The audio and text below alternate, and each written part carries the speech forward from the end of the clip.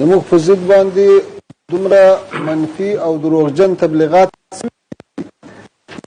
د دروغو تبلیغات هم زړه ته لوېدلي چې دا لکه رښتیا دي.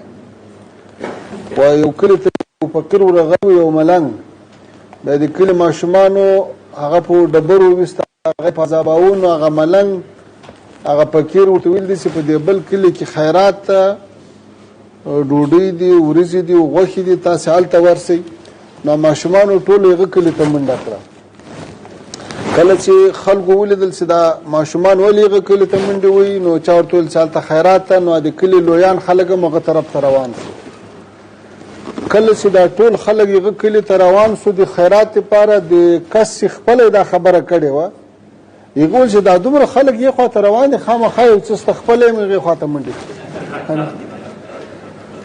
اوس د موږ په ضد چې چا پروپاګند کړی دا څومره درواغ یې ویلي دي، دومره ډېرې ویلي دي چې اوس یې خپله هم رښتیا بولي. اوس موږ له هغه مشکله نسو خلاصېدلی.